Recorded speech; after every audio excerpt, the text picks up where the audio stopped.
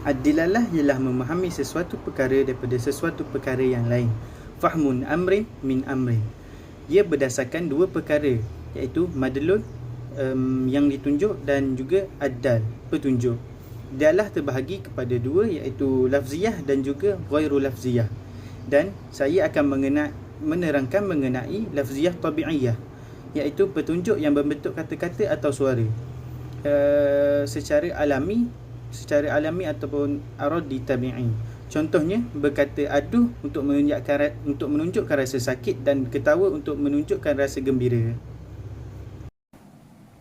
الدلالة اللفظية العقلية ما كان الدال فيها عرضا طبيعيا. Jadi maksud dia petunjuk awal iaitu ad-dal bertetapan dengan sifat semula jadi ataupun kelaziman. Contohnya yang pertama adalah dilalatul anin alal alam, iaitu petunjuk suara orang yang mengaduh ini menunjukkan orang itu dalam kesakitan. Maksudnya di sini ni kan dilalah lafzi akliyah, jadi ni akal. Jadi orang kita dengar orang mengaduh kan, sakit, aduh sakit, maksudnya akal kita ni automatik cakap ada orang sakit, macam tu. Jadi seterusnya adalah ad-dilalatul lafziyah wad'iyah,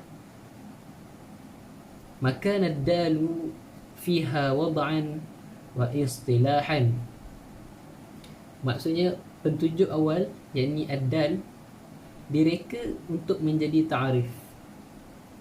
Contohnya al-insan huwa hayawanu natiq. Contoh, maksudnya di sini manusia didefinisikan sebagai benda yang berakal, iaitu natiq itu berakal. Jadi petunjuk satu lafaz ni difahami melalui maknanya yang telah ditetapkan, yang direka khas baginya dalam sesuatu bahasa. Ni untuk ad-dilalah lafziyah wad'iyah. Baik, Bismillahirrahmanirrahim. Assalamualaikum warahmatullahi wabarakatuh. InsyaAllah pada hari ini saya akan membentangkan sebuah tajuk yang bernama Dalalah Ghairu Lafziyah. Dalalah Ghairu Lafziyah ini merupakan petunjuk yang tidak berbentuk kata atau suara. Dalalah ini terbahagi kepada tiga. Antaranya ialah yang pertama, dalalah ghairu lafziyah tabi'iyah. Maksudnya ialah dalalah petunjuk bukan kata atau suara yang berupa sifat alami. Contohnya ialah yang pertama, wajah cerah menjadi dalalah bagi hati yang senang. Contoh yang kedua ialah menutup hidung menjadi dalalah menghindarkan bau kentut atau bangkai yang busuk. Dalalah ghairu lafziyah yang kedua ialah dalalah ghairu lafziyah akliyah, yang bermaksud dalalah petunjuk bukan kata atau suara yang berupa pemahaman melalui akal fikiran. Contohnya yang pertama ialah hilangnya barang-barang dalam rumah menjadi dalalah bagi adanya orang yang mencuri. Contoh yang kedua ialah terjadinya kebakaran di gunung menjadi dalalah bagi adanya orang yang membawa api ke sana. Wallahu a'lam. Bismillahirrahmanirrahim. Assalamualaikum warahmatullahi wabarakatuh. Nama saya Muhammad Zian Akil bin Mat Safari. Nombor matrik saya 064908. Baiklah, kita akan teruskan dengan dilalah ghairul lafziyah wad'iyah.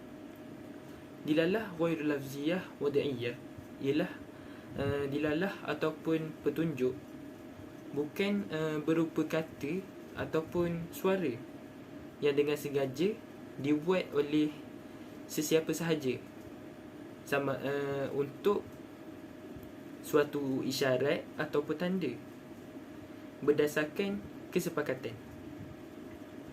Baiklah, sebagai contoh, petunjuk lafaz ataupun kata kepada makna yang terdapat ialah contohnya secarik kain hitam yang diletakkan di lengan kiri orang Cina adalah dilalah bagi kesedihan ataupun duka cita.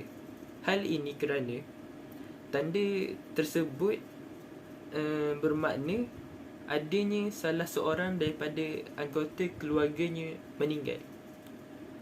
Baiklah, contoh kedua untuk dilalah ghairul lafziyah wada'iyah ialah bendera kuning dipasang di depan rumah orang Indonesia. Pada umumnya, hal ini menggambarkan bahawa adanya salah seorang keluarganya meninggal.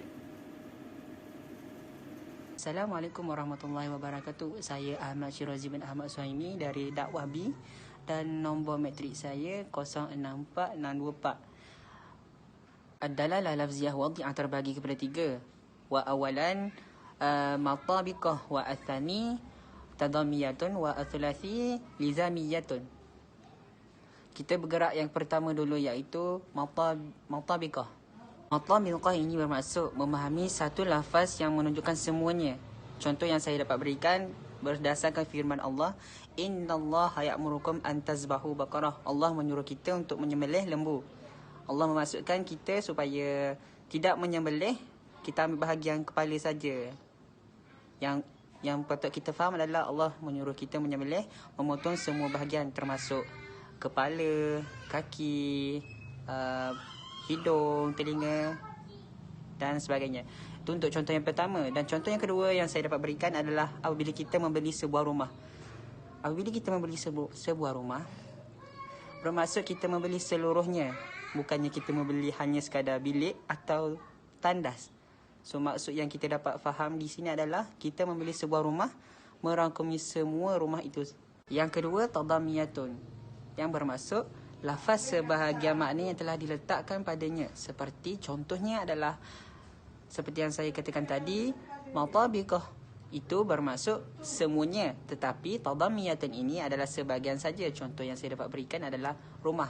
Saya membeli sebahagian dari rumah itu. Maksudnya saya hanya membeli tandas ataupun saya hanya membeli sebuah bilik, tidak semuanya.